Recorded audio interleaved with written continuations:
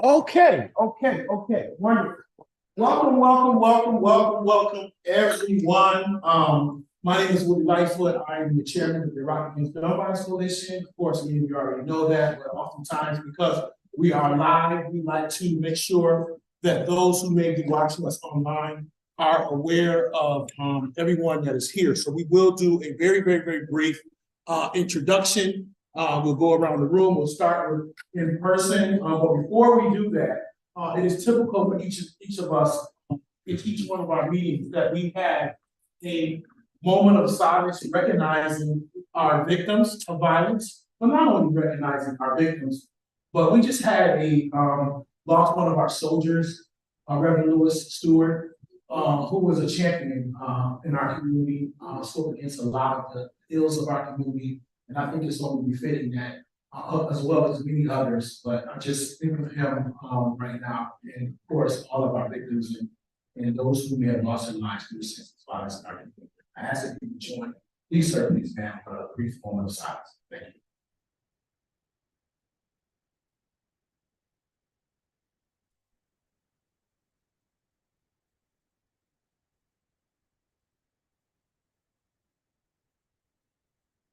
Amen.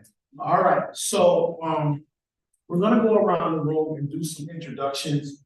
We're gonna start with our in-person folks first. We would ask that you just please speak up so that everyone can hear you. And then after that, we'll go to our Hollywood Squares and have our introductions from there. I want you to, I pray that each and every one of you are well and that your families are well. Holiday seasons are coming up. And I know oftentimes that this can be, especially in this work, that this can be a tough time for a lot of people that have faced loss, and especially during the holidays. Once again, one of the recent homicides that we had this year, back in July, was one of my deacons in my church's grandson, a 15-year-old kid that was shot and killed in the stolen car in Jefferson Avenue. Talking with him on Sunday, and he lost his wife this year as well, very suddenly. And he was just really grieving at the fact that this would be the first holiday season. She just had a birthday Saturday, that he would be without his wife and his grandson. And so I think of that, it makes everything real, you know what I'm saying, and the work that we do, you know. So once again, we know that we may not be able to bring these people back, but hopefully we can work to where we can prevent another loss of life. So we'll go around, we'll start with the table, and then we'll go from row to row and just do brief introduction. Good evening, everybody. My name is Andre Gully. I'm legislative aide for Councilman Willie Lightfoot. Good evening, everyone. Mitchell,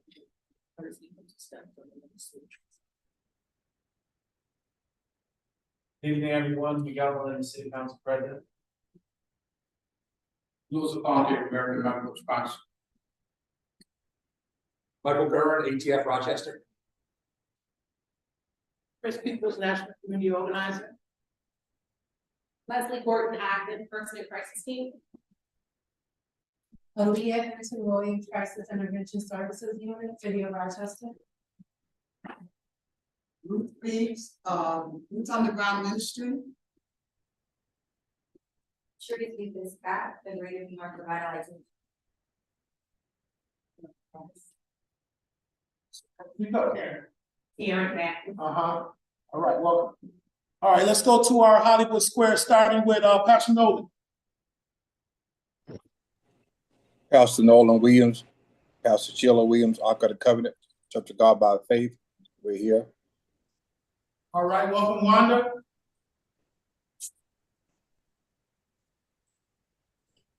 Hi, Wanda Ridgeway, Rise Up Rochester. Kathy. Hi, Rock Coalition Against, I'm Kathy, Rock Coalition Against Gun Violence and Brady United Against Gun Violence. Bishop Benjamin, Reverend. Reverend Cox, Faith Leadership Roundtable. My dear brother Marcus. Marcus C. Williams, representing Community Action initiatives. Welcome. I Am My Community Incorporated. We'd like to see your name if you could give us. Kayvon Rivers, the founder of I Am My Community from the Bronx, New York. Welcome, Bronx. Shawnee. Hi, I'm Shawnee Williams, the co-chair of the Media Rock Against Gun Violence Coalition and Morgan Williams Youth Advocate Program. Welcome. Shali, am I saying that correct? Yes, sir. This is Dr. Shali Saini, representing the Monroe County Department of Health and Cure Violence in Rochester. Wonderful. Thank you, doctor. Appreciate you. Welcome. Captain Muro. Good evening, everybody. Captain Mark Muro, the Rochester Police Department's Violence Prevention Section. Welcome, sir. Tanios. Hello, Tanu Sarkis, Rochester Against Gun Violence Education Committee, city employee, city resident. Welcome, sir.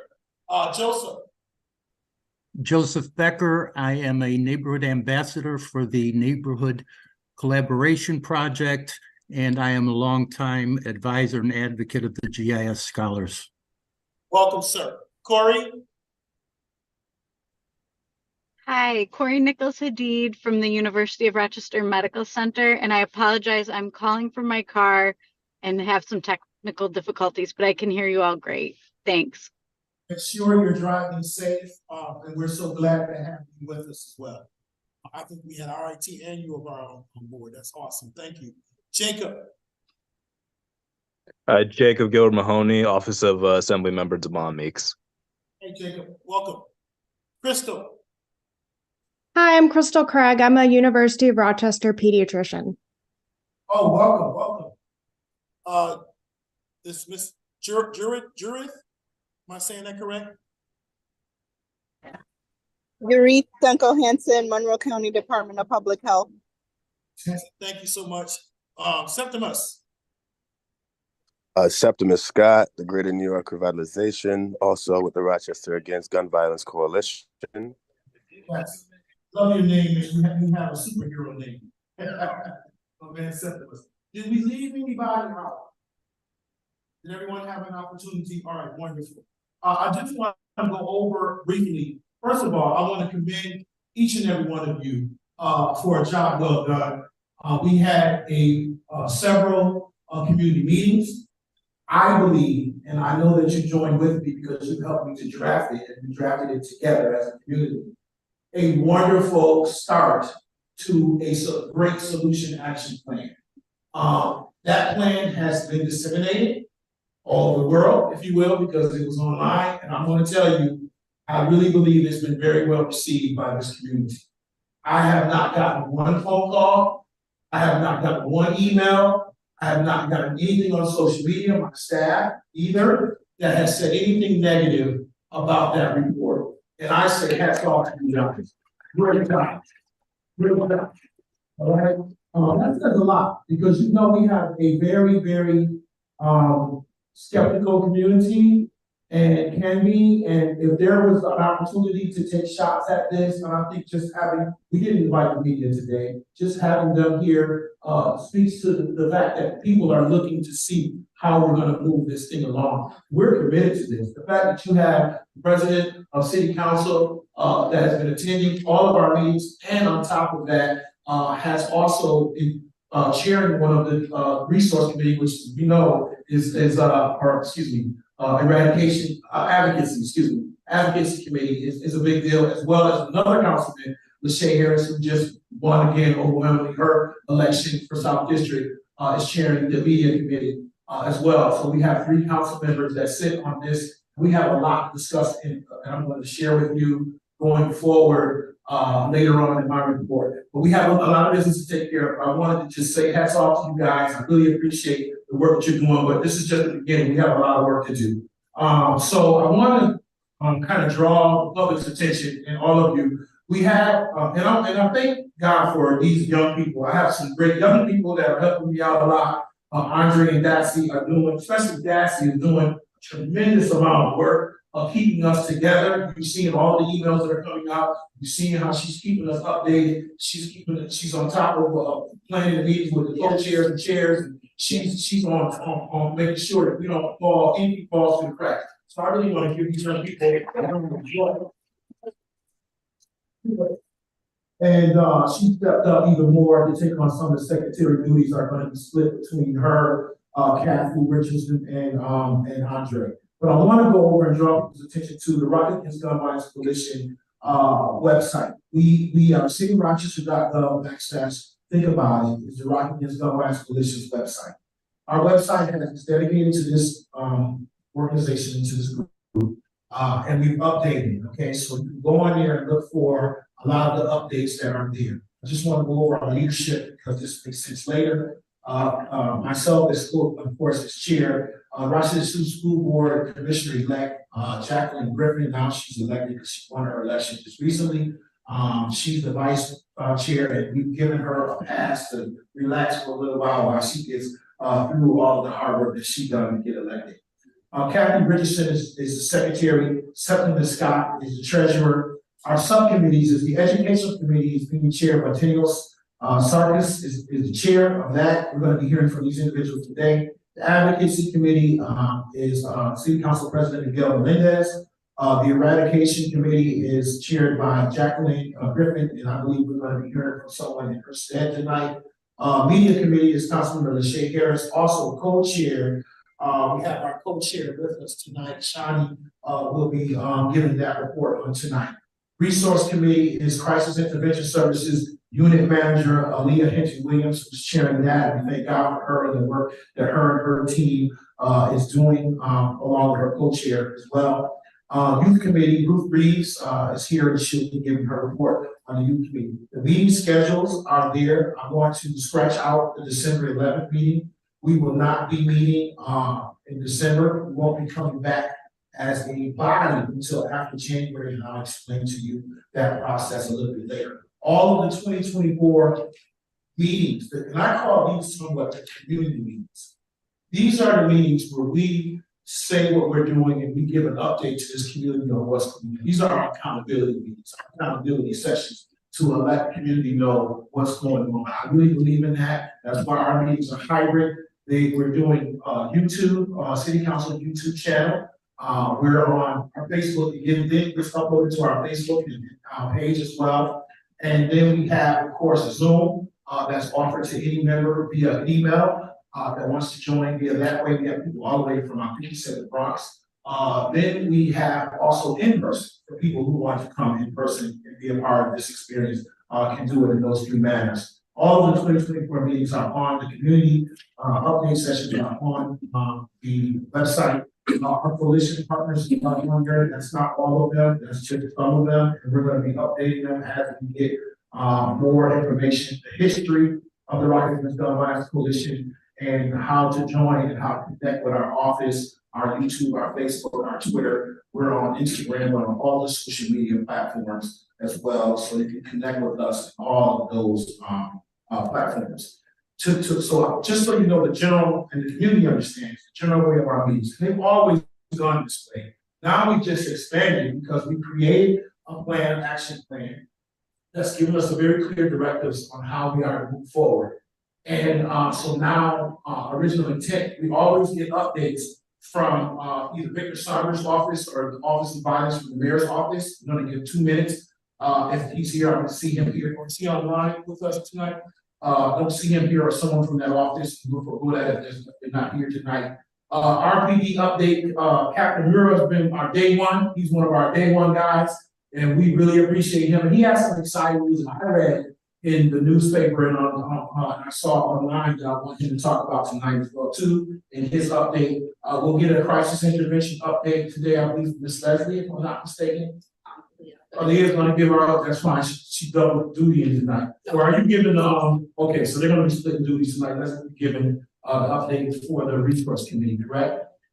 And then our committee reports. Media will be first, advocacy, youth, resource, eradication, education, and then I'll give you my chairman's update. We'll have questions and answers from anyone amongst the group. And then I'll tell you about our next meetings and our process going forward, what we're going to be doing over the next coming months. It's not like just because we're not going to be meeting all together, we are going to be working But I do believe that, because of Thanksgiving, and because of Christmas, New Year's, and because we've done our work, I do believe in us taking a minor pause, if you will, and us kind of regrouping. It's been a long year, and I want to make sure that when we come back strong, and we have a clear direction. So with that being said, I'm going to start with, is anyone here from the Mayor's Office of Violence? If not, I'll start with Captain Murray. All right, good evening again, everybody. I'm going to try and speed it along, but I have quite a bit of information.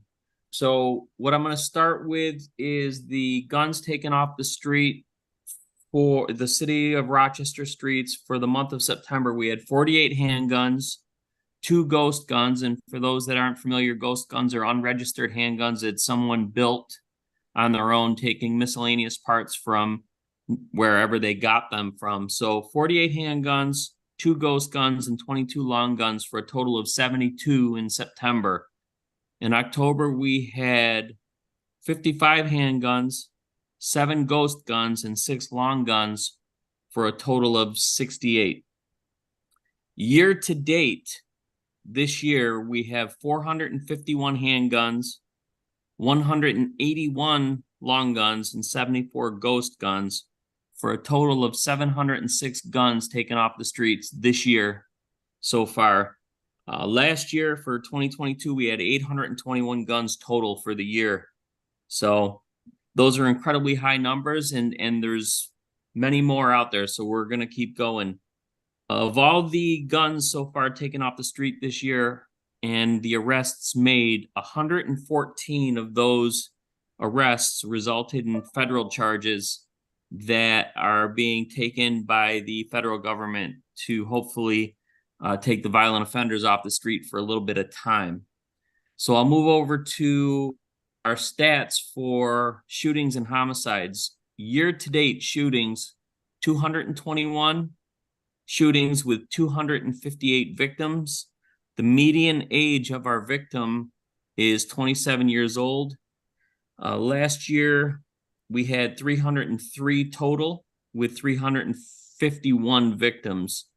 Homicides year to date for this year is 51. 60% of those have been solved so far. 76% of those firearms were used. Last year we had 75 homicides. And that's what I have for statistics. Yeah, can you talk about the new venture that was just mentioned in the news? Yeah, so the command staff with the Rochester Police Department and Chief Smith decided to come up with a new initiative that we hope and we believe, and so far it looks as though it's working, will combat gun violence and basically bring down the numbers of shootings and homicides, as well as help out our youth to hopefully stay away from or get out of that type of activity as they get older. So it's basically the violence prevention section. It's a new section of the city. We have a strategic initiative component of that section, and those specific officers are looking at long-term violence prevention. So everybody knows about running overtime details and going after violent offenders with details where you're looking for folks with guns and you're making traffic stops, and that still takes place. There's no doubt about it when you have the proper probable cause. But what the strategic initiative piece of the violence prevention section is long-term policies and changes that we're doing and working into the community that can hopefully prevent people from getting into the violent lifestyle. And 3 of those things that we're utilizing right now, and there's many more, it would take me hours to talk about it, but I'll give you 3 pieces right now.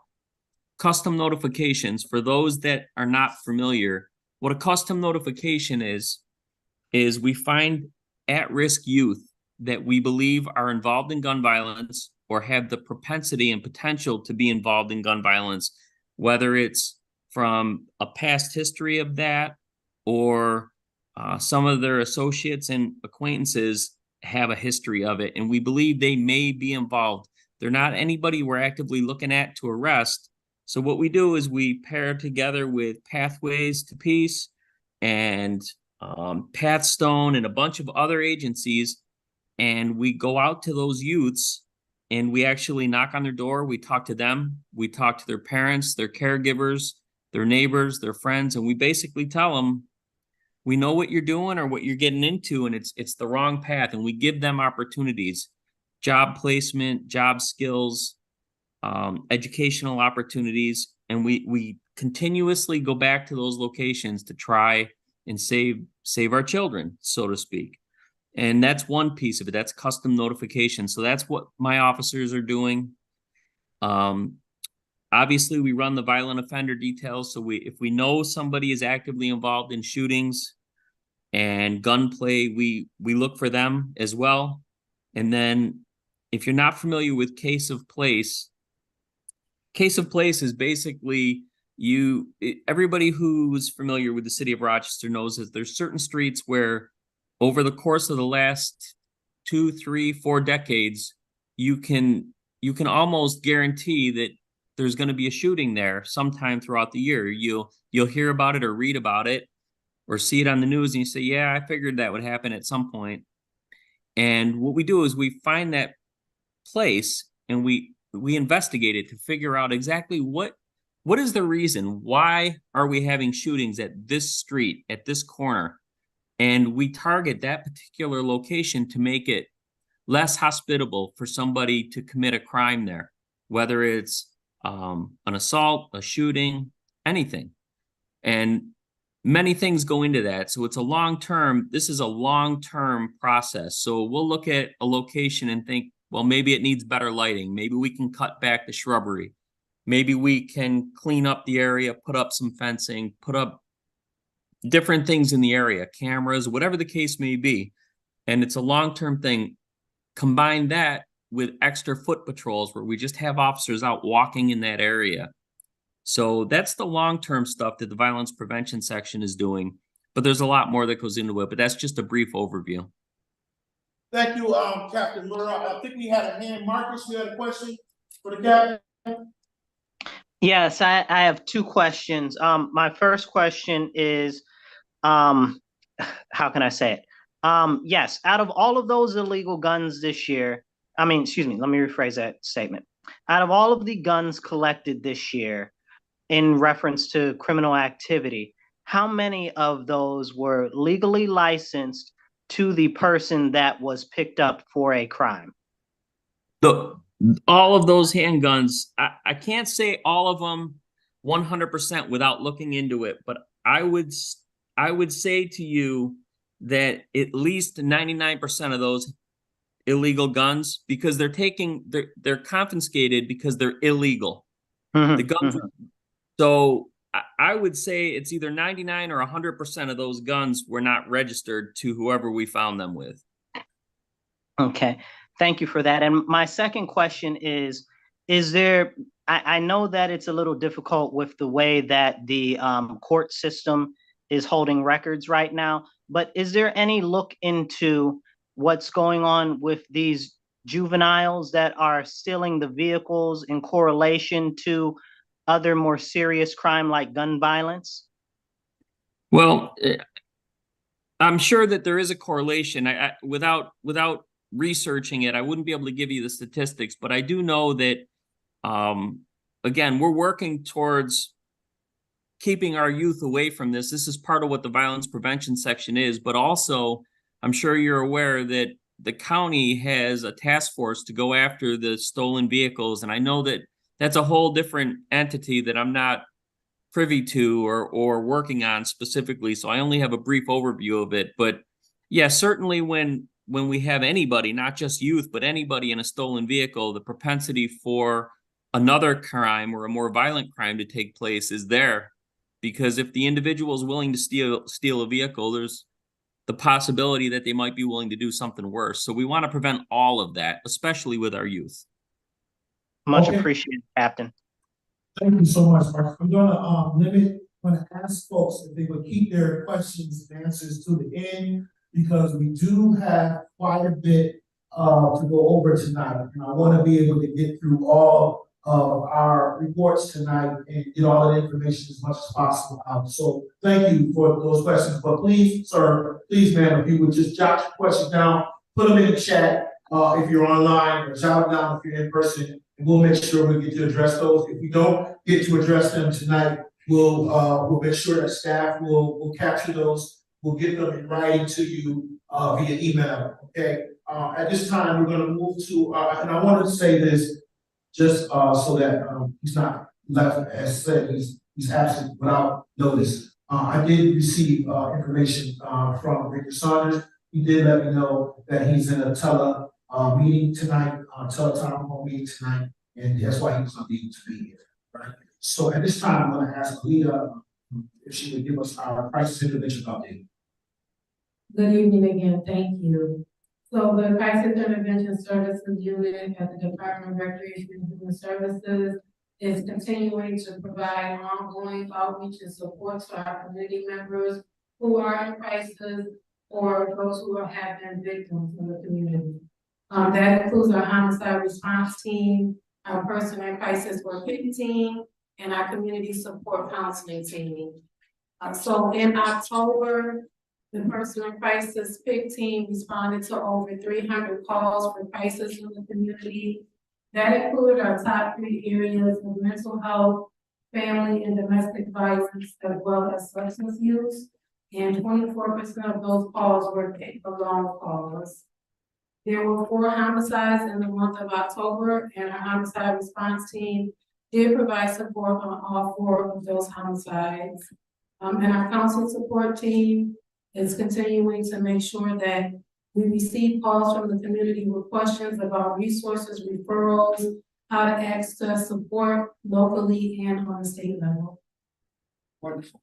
All right, so once again, if you have questions for Ms. Lee at the end, we will definitely get to those questions at the end. We're getting ready to move into our committee. First of all, just one thing I do want to ask Ms. Lee is, how many homicides have we had up to date? So far this year, we have had 51. Okay, down from what, last year? Yeah, it is down. No, last year, Captain Murphy confirmed, but last year, I have it at 76. Okay, then the year before that was like 87. 87, and we have 51 now? Yes. Okay, all right, so we're taking, going down, which is great. Yes. We want it to be 0, but we're taking it going down.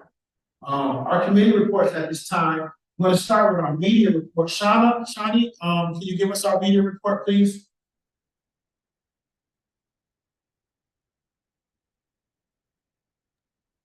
Hello, good evening.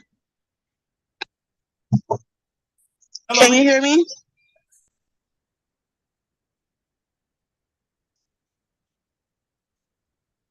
Hello? We hear you. Oh, okay. All right. How's everyone doing this evening? So our social media strategy was done with myself, Lachey Harris, and Dassey. We came up with some background objectives. And those objectives were, give me 1 second, I'm driving. So we had developed a communication plan that is cohesive, interactive, and widespread, that has a clear message. We came up with many different ways for that message to happen. We came up with our audience, which was chosen with we want all Rochesterians to be a part of this. Clergy, the youth organizations such as Team Empowerment, In Control, Center for Youth, Champion Academy, the BMA, Boys and Girls Club, and etc. Our schools, our parents, our fraternities and sororities, youth located in the judicial system, our police, and our foster youth. We chose these people because they are the community members who are most vulnerable to gun violence. And this includes us revamping the Facebook, Instagram, and Twitter accounts, as well as developing a refreshed slogan. So the strategy for mode of communication, we chose a few. was a video. We wanted to target people who had been part of the circumstances involving gun violence, and showcase. We came up with an idea of showcasing victims like on milk cartons.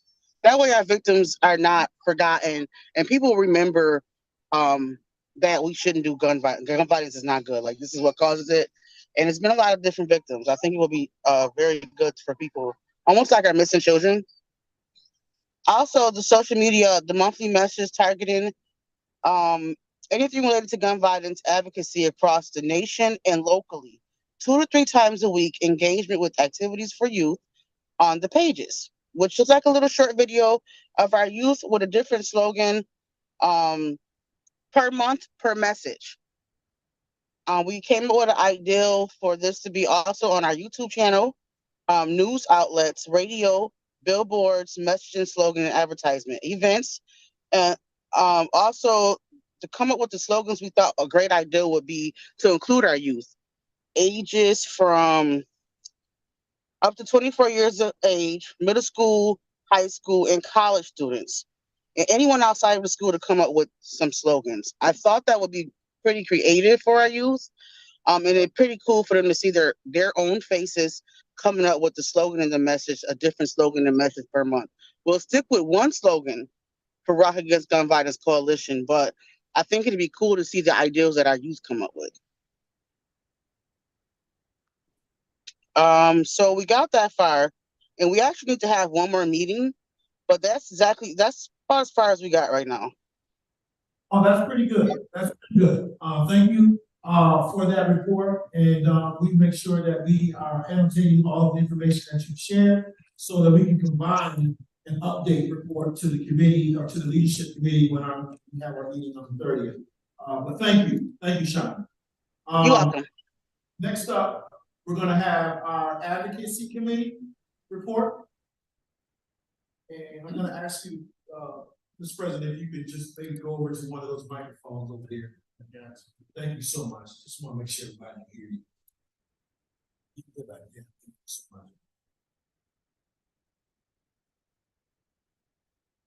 All right, can everyone hear me? Yes, sir. Great. So the advocacy committee has met twice. Via Zoom, we've had about 7 participants across the 2 calls. So far, we're unpacking solution number 2, which was focused on accountability measures, both existing and then developing new accountability measures for perpetrators of gun violence across all areas, as well as community-based accountability.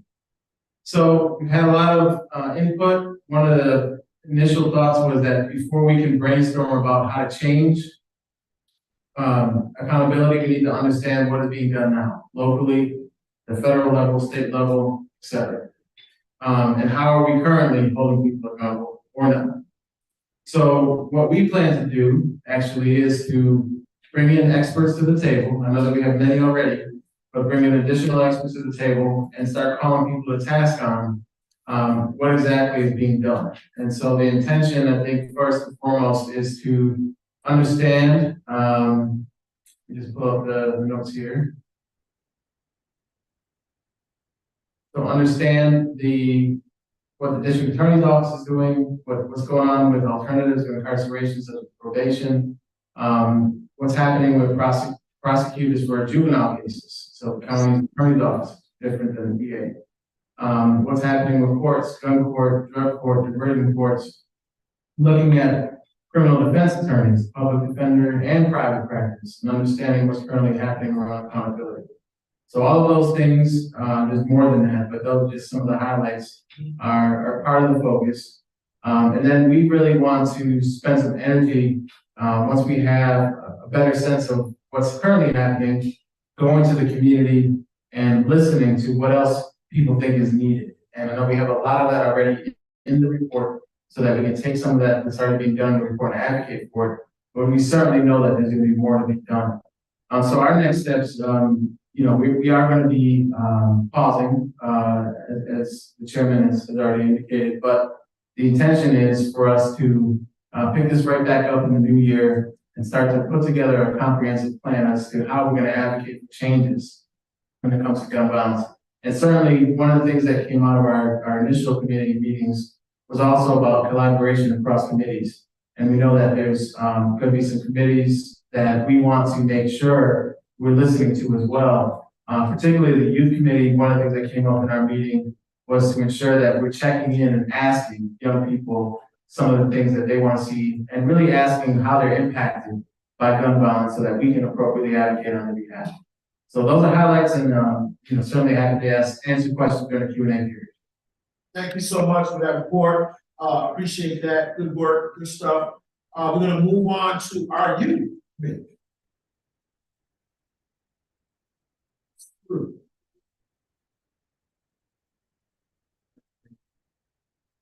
Help us on the way.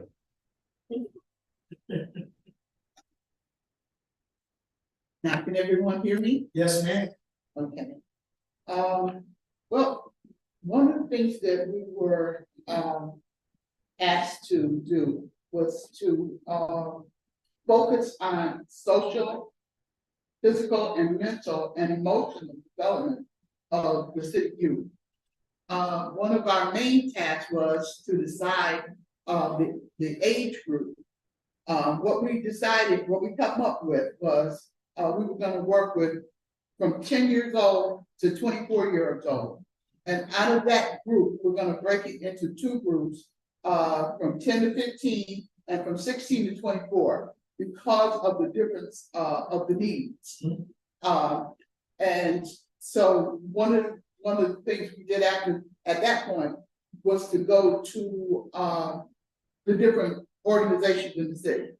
We want to know what organization works with what group, what age group, and so therefore we decided to do a roundtable, and we're going to have everyone from each organization, the director or someone that is over that organization, to come in, and we're all going to sit down. They're going to tell us what they do, what age group they work with, and what they offer.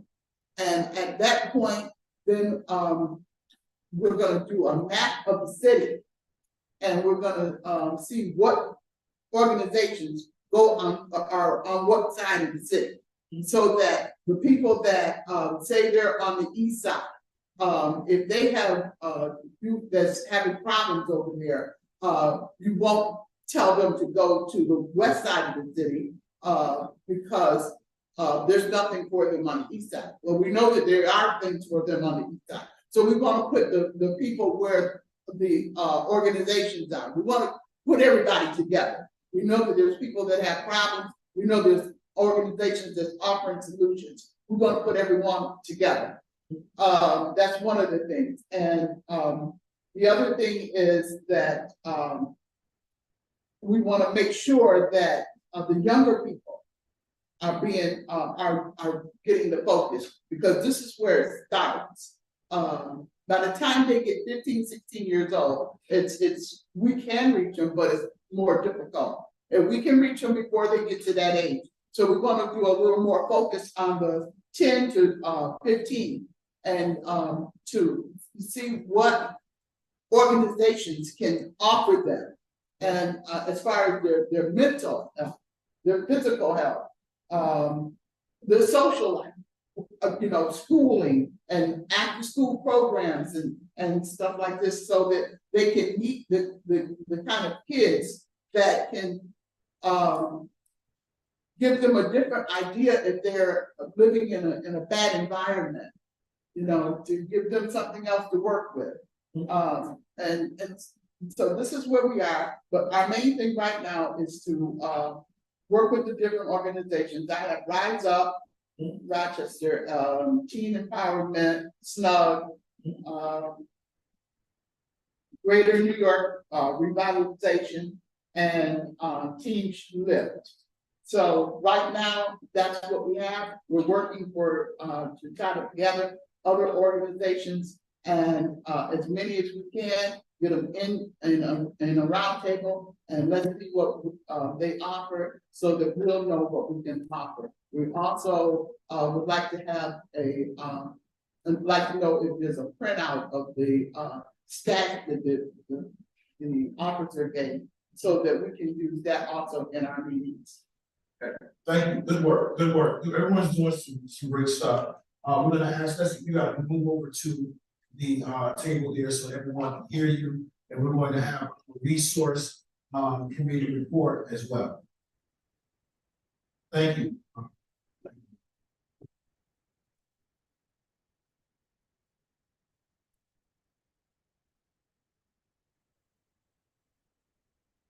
Greetings from the resource department.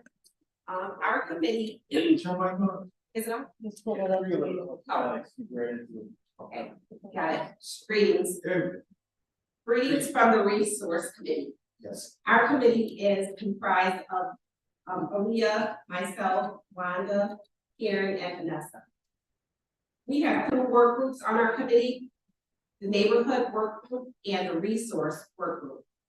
The neighborhood work group is currently working on identifying the top 10 neighborhoods in need. They are using various resources to do that, including the RPD open portal. The information will be compiled into a list for submission to the resource work group. The resource work group will with input from the neighborhoods work groups and other sources, will identify the current available resources for the neighborhoods as well as those resources that are needed. Regarding work on additional solutions, the committee is waiting to learn more about possible areas of need before deciding on working on other solutions. That's where we are currently right now, and our next meeting will get a little bit further. So as you can see, this is a big task, right?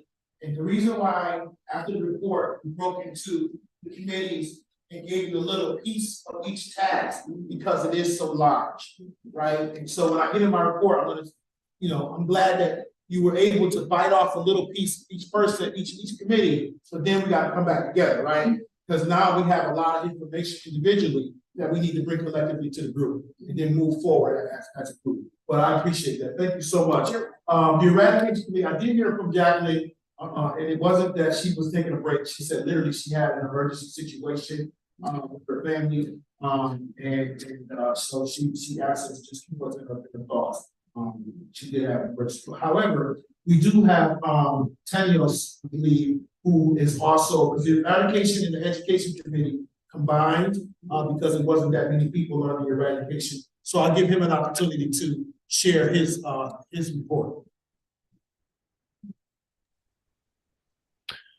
Hello, Tenu Sarkis here, chair of the education committee that's in combination with eradication. So we have these two together, and in order to eradicate the violence, we need to ensure that we educate everybody on the resources that are available to them.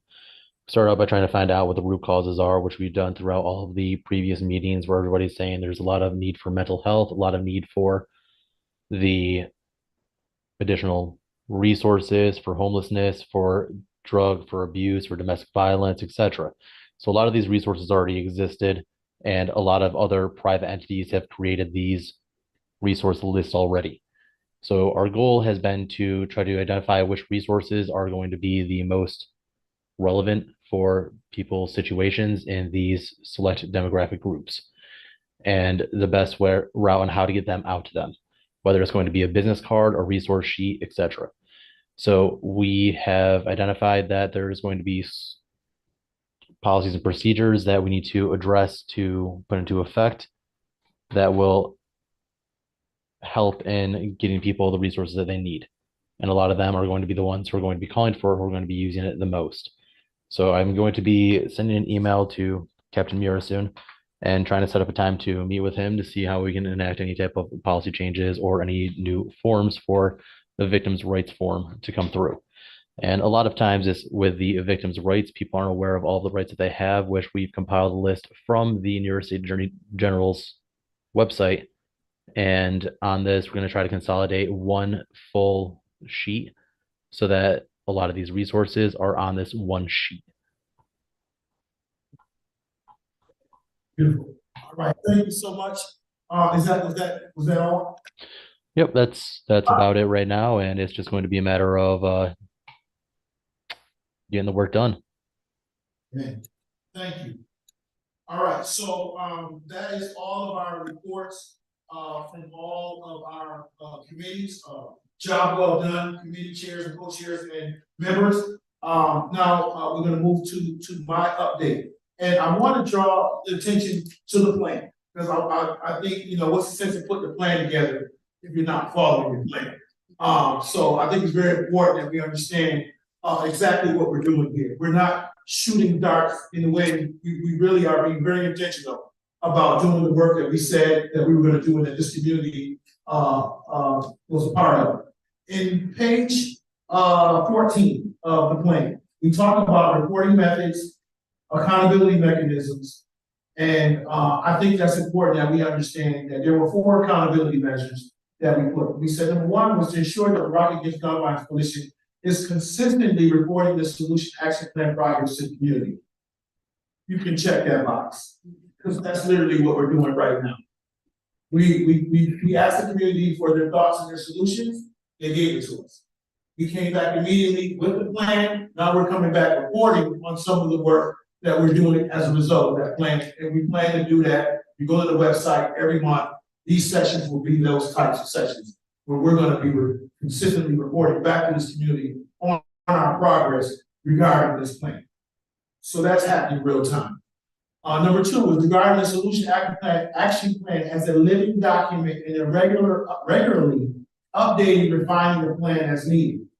My staff can tell you, Andre and Dassie, we're constantly getting people as recent as Howard Eagle and his team reached out to us. They had a whole list of solutions that they gave us. We're implementing that into the plan. We're putting some of, as people give us solutions, we're putting them, especially if they're not overlapping, because a lot of them are stuff that we've already kind of addressed in our plan.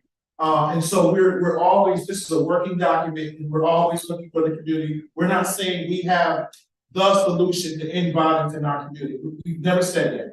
What we're saying is people are tired of it, people want to do something about it, and we have a responsibility to take their solutions and start working on other tools that can help us eradicate this in our community.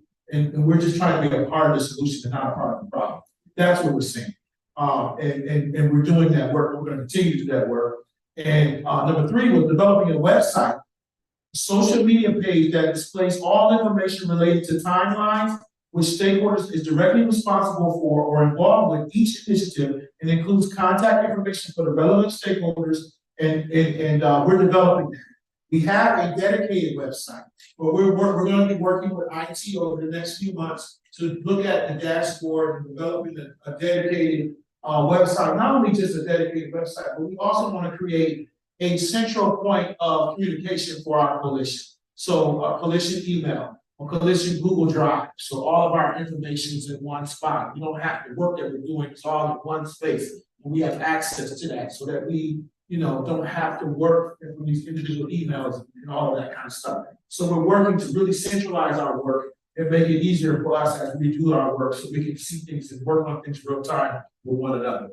So we're working to develop that with our IT department, and we'll have more over the next coming months. And we're working to make sure that our website has maybe a link to it with the dashboard that can show all the real-time progress of the timelines of all 12 solutions in our plan actually have timelines to them. So we have, we're trying to have some accountability off the bat and say, hey, we're saying we're going to do this in 6 months. We're saying we're going to do this in 1 year. We're saying this is going to take whatever, and we're going to hold ourselves as best as we possibly can accountable to that. Now, if we have to change some things, then we will, because it's a working document. But at least we're saying, hey, community, we're not just, this is just not going to sit on the desk for years and years and years to come. And number 4, developing a mechanism for perpetuating public input on the solution action plan. I think you hear some of these ideas from our media committee. You can hear that our media committee is very interested in making sure that our brand is the same, that we're collaborating with all of our partners, that we're working on messaging from the community, you know, by the community, that the community is not only viewing, but also helping to create. So I think that that's important, and not only are we developing a mechanism for perpetuating public input, but we're saying their input, they're actually going to be a part of it. Like they're actually going to be the input in the public, and specifically our youth. And then it says, finally, the coalition will use various platforms and media to report its progress to the community. Currently, right now, we're on probably every platform that you can imagine. We're on Facebook, we're on Twitter, we're on Instagram, we're on YouTube through our City Council YouTube page. And of course, we have a dedicated cityofrochester.gov page that we're looking to expand that into more of a dedicated website for the Rock Against Gun Violence Coalition. What are our next steps? And I'm going to tell you from the perspective of as chairperson, our next steps we will be convening a meeting with the chairs and co-chairs of our leadership team. I've already announced to you who our leadership team is, and I'll go over that again, just for the sake of those who may not have heard in the beginning. And I'm very excited for our team that we have. And our leadership team is as follows: myself as the chairperson of the Rock Against Founder and chairperson of the Rock Against Gun Violence Coalition. The vice chair is Commissioner Jacqueline Griffin. The secretary is Kathy Richardson. She will be sharing those duties with Andre and Cassie. Septimus is here with us today. He is our treasurer. Our committee chairs, and they also have co-chairs, is Council President Miguel Melendez for Advocacy. Tenos Sarkis is the chair of the Education Committee. The Eradication Committee is Jacqueline Griffin. Media Committee is Councilmember Michelle Harris. Resource Committee is Crisis Intervention Coordinator Leah Williams. And our youth chair is Ruth Reeves. So that is our leadership team for the Rock Against Gun Violence Coalition as it stands today. We will be hosting a meeting, a Zoom meeting with the chairs, co-chairs, and leadership team on Thursday, November 30th at 1 o'clock. And we are going to come together to talk about shared goals. And we know that the whole plan is shared, but there are some things that are touching all of our committees and some things that we need to work on collectively as a group. The leadership team will come together and we will work out our process going forward, starting in January. Our next large meeting of the committee meeting will be January 8th. We probably will have a meeting of the whole shortly after that meeting. We may dedicate that meeting just to talk about our process and what we've come up with as what we're going to be doing going forward. Let me tell you why this is very, very, very critical time, while we're taking this pause to get all of those pieces and things together. So when we launch in January, it will be a real launch with some more beef, if you will, and teeth to the Rock Against Gun Violence Coalition. A couple of major things are happening in January or in December. The City Council has to reorganize. And once the City Council reorganizes our leadership, right, we vote for president, vice president, things of that nature, as well as for committee, our City Council committee chairpersons. It is my desire and wish to be chairing public safety, which I've once done before.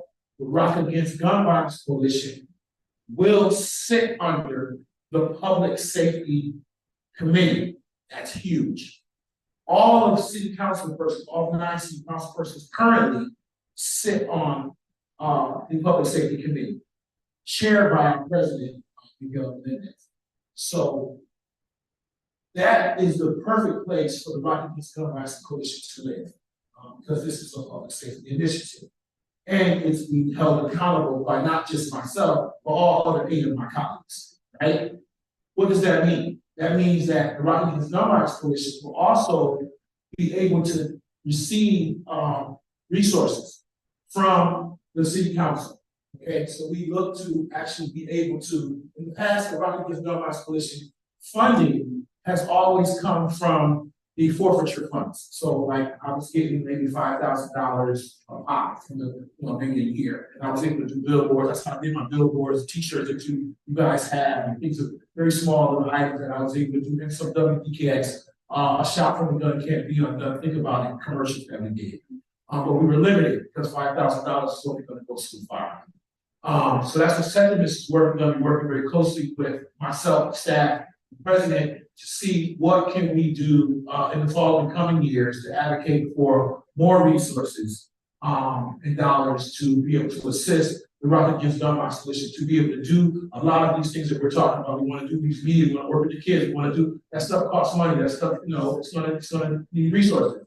So we're gonna be asking, and lobbying, for resources to this, we're getting ready to come up on another budget year. So we see that this is something the community, wants and is involved in. And we want to support it through our resources. So that's going to be very huge. And we hope to be able to come back to this body with more clearer of what that's going to look like for 2024 as far as resources and allocations to the Rock Against Gun Violence Coalition to be able to help. But as we iron out our budget, like what is those things, the needs that we're talking about, and that's what the leadership team, as we meet and we come up with what does that look like and give a solid budget, then we'll have a more clearer acts, if you will, to councils. I kind of want you to see the thought process.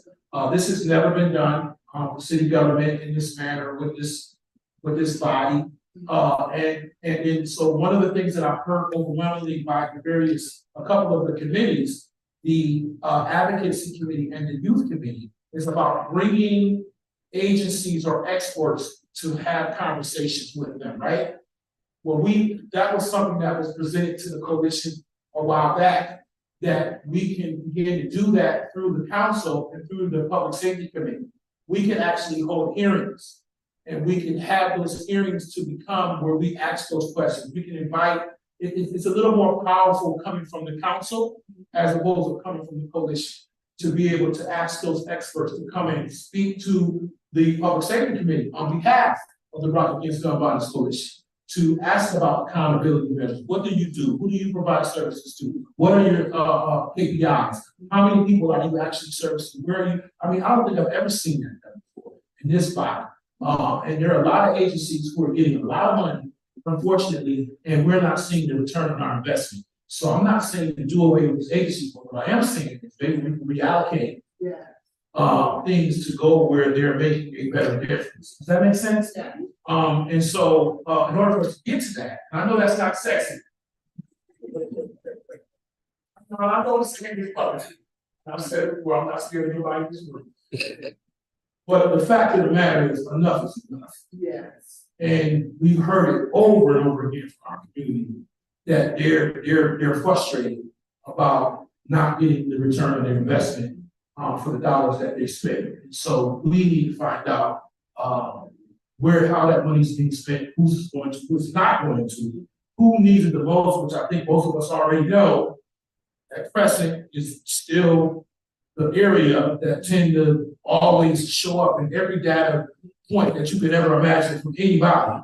Those same zip codes keep popping out. Those same zip codes continue to have all the red dots on them for the homicides and the violence in the community.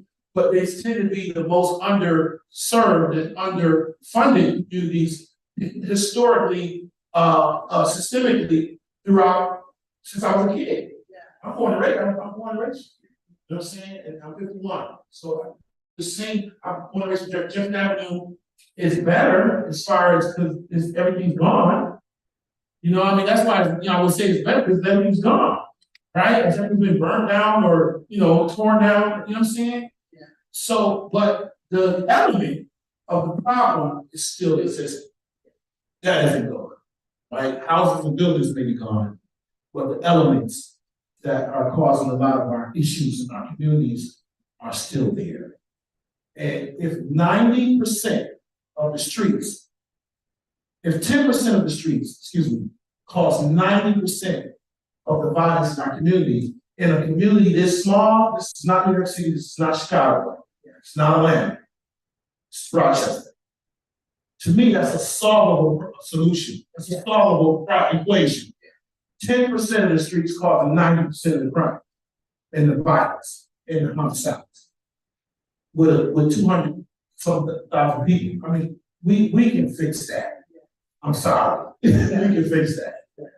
How about let's start allocating 90% of the dollars to those 10% of those communities? This is just, let's flip it.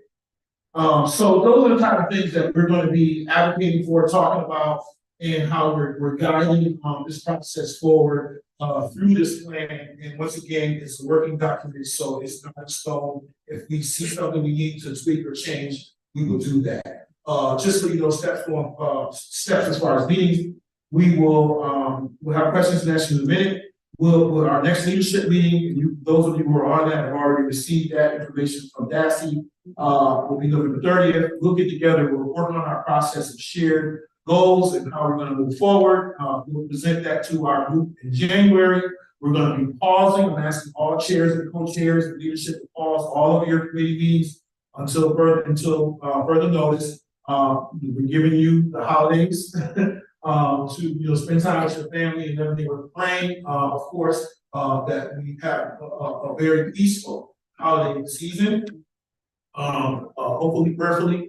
But we just wanted to kind of bring you up to speed on where we are. A lot of great work has been done, but we have a lot more work to do. The great thing about it is we have the support of this president of this council. We have the support of the council. All of the council have received the report. None of the council have said anything that they don't like the report in any way.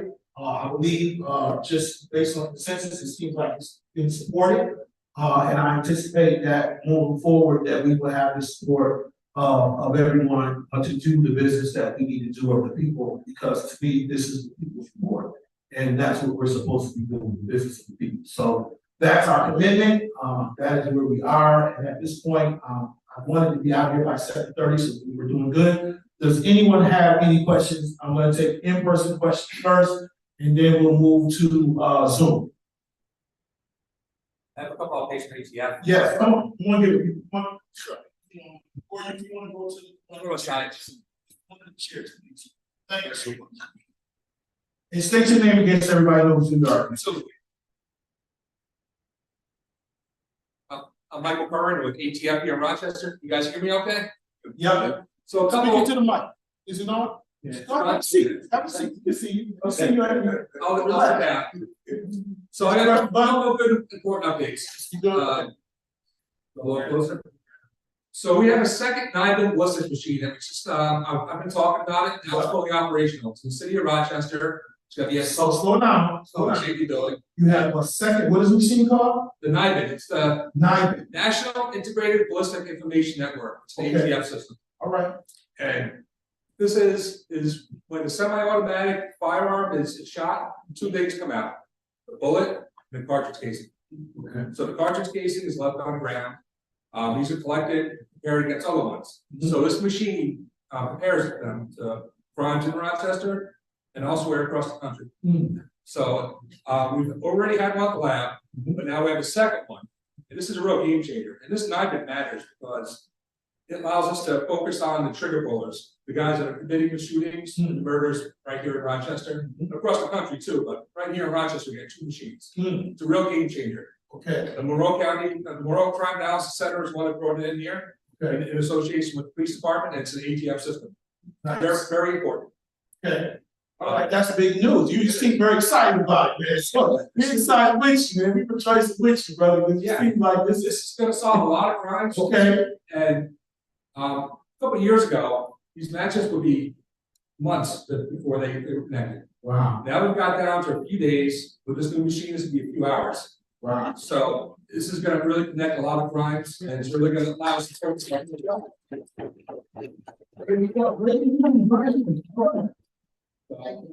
that's brand new information. I've been working on it for a while. Thank you. Yeah. Great. I have a couple cases that got through federal court too, which one let everyone know about. On the west side, we had firearms trafficker named Kenny Bowie. We arrested him on federal charges. He just got 17 months of federal prison last week. So he's not going to be selling guns anymore. He's in federal prison. Two other cases I want to talk about were just seconds. Two associates of Elvin Vickers, who murdered Anthony Mazurkowitz. Yes. Was convicted of that. Two of his associates just sentenced in federal court. James Bolton got 105 months for attempted armed robbery of drug dealers in federal court. And Preston Fulton got 18 months for possession of a firearm by felon. So those are significant as well too. Yes. So I just want to let everyone know what ATF's doing, federal charges. Captain Mura talked virally about 114 cases. It's actually close to 120 over the last 16 months taken on federal charges. So I just want to make sure everyone knows where he's getting here. If you want to take questions, I'll answer any questions. All right, he's taking questions. I know Kathy probably want to jump in there. Go ahead, Kathy. Hi, so good to see you, Mr. Curran, and thank you for being here. And that's awesome. Your news about having 2 trace machines. That's awesome. Thank you for that. I was very curious, in particular, about the firearm that was used to murder Officer Mazurkowitz. Can you tell us yet the origin of that gun? Who sold it? How did a felon get possession of it? And was the gun store inspected recently? Have any infractions been found? And I raise this because I think that's the least we should be asking for Officer Mazurkowitz's family and for the family of any officer shot and killed in the line of duty. So it matters to me that we find out where that gun was originated, who sold it, how did a felon get a hold of it, and also just has the dealer been inspected? Are there any problems showing up on the dealer end of it? I know that not all dealers are engaged in reckless behavior, but can you tell us anything about whether the dealer has been inspected or any infractions being found? Yeah, appreciate the question. And obviously, we know all that information from law enforcement. As part of the T-Hart Amendment, I'm not allowed to talk publicly about some trace information. That's one thing and I know people have been critical of ATF in the past. This is something that's been going on. It's a federal law about talking about trace information publicly through multiple administrations. So that's something that we don't have any wiggle room with. Well, that's one of the things we disagree with you guys on that. I know your position, and you know ours. So we are, one of our advocacy things is that TR legislation. We believe that information should be public. It should have been public in our gun trace data report that we had, that was redacted 24 hours before it was presented to this community. And we just have we have to agree to disagree on that. And I know you have a job to do, and I respect that. And I respect you, and I thank you for the information that you give us tonight. And I have followed on. Yeah, of course you do. And that's what ATF counsel is also the Department of Justice counsel. But laws change, right? Absolutely. Laws change. I can tell you a lot of stuff. And as a lawmaker, we're advocating for that to change. We're going to advocate for that to change. And we know across the country that that's a very challenging, controversial topic. But we believe that information should be public. So people have a right to know where these guns are coming from, who's selling them, what type of operation they're running, if they're running them properly, if they're being inspected properly, if they're meeting all the requirements for inspections. And people have a right, we believe, and our position is to know all of the above. I have to invite everyone to go to ATF's internet site. There's a lot of information out there, a lot of stuff on studies. Please take a look at that. And the stuff that's aggregated, it's not individual, but it tells you a lot of information you guys are looking for. Appreciate it. Thank you. And please share that website with us too. ATF.gov. ATF.gov. Thank you. There's a lot of information on there, and a lot of stuff. We can't talk about things individually, but aggregately they have it on there. Okay, so you're saying we can search for it and we probably Absolutely fine. Yes, there's a lot of information on there. Invite everyone to do it. I think Kathy has another question. Kathy, I'm sorry. Go ahead. Thank you. I understand that you cannot share the name of the dealership that supplied the firearm or whether or not there was any intermediary involved in how a felon got that gun and then killed Officer Mazurkowitz. But I believe you can tell us when was the last time that dealer was inspected and were any infractions found? How are we so sure that the dealer is the one at fault when these people that are selling these guns are illegally sourcing and selling these guns? Why do we keep putting it back on them? I'm asking a question concerning the dealer. Mr. Curran, if you could tell me when was the dealer last inspected and whether or not any infractions were found? I can talk about our bonus book dealer inspection process in general. This might be helpful. Let's just, well, It's a very quick. go ahead, go ahead. In general, Go ahead. when trying to trace back to a dealer, that's taken into account. The dealers inspected and also, our actions we're taking against them. If a gun dealer is doing something they shouldn't be doing, we take action against them. All right, well, listen, we're gonna move Thank on. you. Thank you. We're gonna move on. Well, first of all, Kern, we appreciate you attending. Yeah. I mean, we want you to understand that. I don't want you to not come back. Certain things We can be a tough group, but you've been hanging in there with us, and we appreciate you. We want you to understand that and acknowledge that and know that. And this, we've been doing this for about 5 years now. And for the pandemic, of course, after the pandemic, gearing back up. But we've never had ATF at the table, right? And so I think that's very important. Yeah. You guys play a very, very, very important role. You gave us some homework, it's a task you here last. You said you needed more inspectors, I believe is what you said, investigators. We can always use more resources, yes. Yeah, and so we heard you. I saw that was And it's in your report, absolutely. And that's gonna be, we're gonna be reaching out to our federal partners to advocate for those things. And we believe that, you know, and I was also on a group of clergy members, clergy from 6 cities where we're after the shooting that just happened, mass shooting that just happened in and our call was already set up before that shooting. Shooting happened, we had that call, there were pastors on there from man. And we were discussing a report that came out. And they saw a report, and I mentioned it to, this is a group of pastors all over the country. About 150 people on that call. And they were asking, what can we do, what can we do? And I was telling them to look at the report. And I specifically went to that part of the report and said, this is something everyone could advocate from in all of your communities, right? That could be a help to all of our communities dealing with gun violence.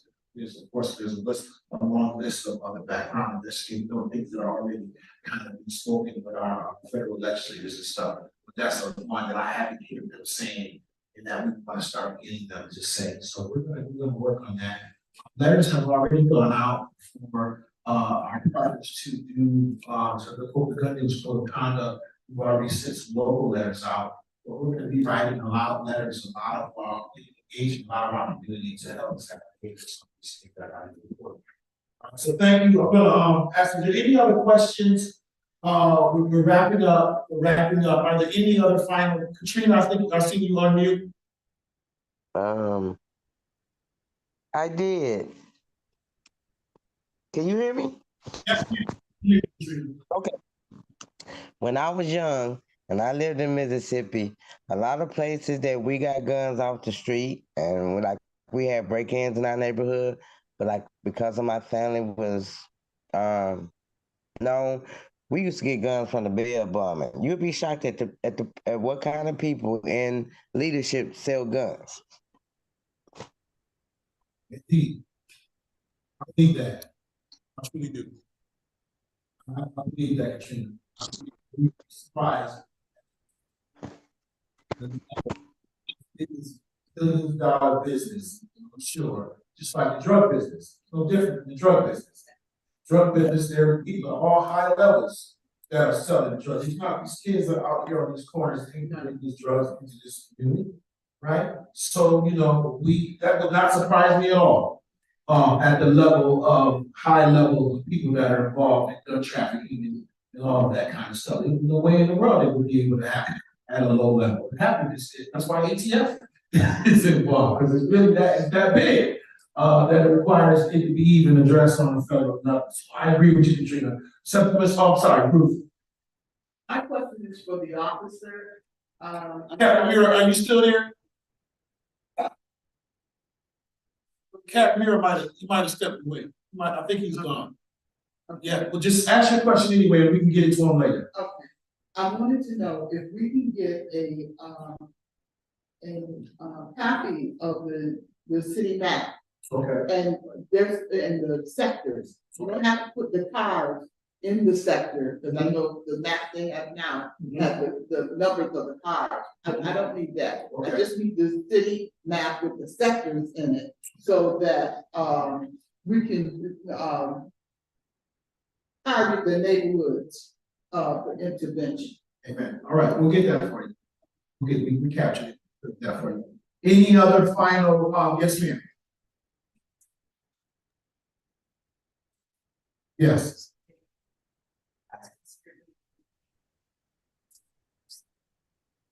We have not, but I think it came up in one of our, it came up in one of our community sessions. Yeah. More of us are getting activated. No. And information being in versus the website, where you have to go to multiple websites that Sure. have a lot more information. Sure. I hear you, you captured it, you got it, and we definitely explore that again. I'm an app guy in church, and when I brought the app to the church, a lot of the senior folks was like, they all using it now, so. I agree, so we will definitely look into that. Maybe that's a project, we can give some of our young folks to work on that, or we got RIT, I think RIT was on the call. Maybe that's one of our RIT students can create an app for the Rock Against Gun Violence Coalition. All right, we'll work on that. We'll figure it out. Any other comments? Anybody? We're getting ready to dismiss. So just to recap, we're going to be meeting the leadership team Thursday, November 30th at 1 p.m. via Zoom. Our next group meeting will be Monday, January 8th at 6 p.m. It'll be hybrid here on YouTube and on Zoom. We are wishing everybody happy holidays, safe holidays, and everybody to remember those who have lost loved ones. And if you know somebody or don't, or can be assistant to somebody, even picking up the phone, giving them a call, telling them you love them, you praying for them, invite them to take them a plate, over the holiday season, but do something to help someone else. All right. We thank all of you for your time, your efforts. I'm so proud of this group and the work that you have done so far. And I guarantee you and promise you that we will do all as much of this as we possibly can. And my goal is to do it sooner than later. All right. So may God bless you, may God help you is our prayer. And until we meet again, I thank all of you. God bless you. Amen. Happy holidays. Happy holidays. Niggas from the Bronx, and I The guy from the Bronx, before you log off, what's your name again? From the Bronx. I am my community. What's your name again, Doc? You're muted. Can you unmute and tell us your name? Or type it in the chat. I am Community Incorporated. Peace. My name is K-Born Rivers. K-Born Rivers? Yeah, K-Born Rivers. Donnie K-Born Rivers. Okay, we got you, brother. Thank you. Yeah. Like I'm the founder of a nonprofit organization called I Am My Community. We promote public safety through mental health awareness programs, parenthood programs, and we got the anti-violence unit. We located in the Bronx, New York. All right. Can you put your email? You got our information from the email, right? Yes, I got the information from the email. Okay. All right, we got your information already. All right, thank you, my brother. God bless you. Send us any feedback. You read the report yet? Yes. Okay, send us any feedback that you may have and any best practices from the Bronx that we could try to utilize here in Rochester. Okay, I most definitely will. Thank you, sir. Blessings.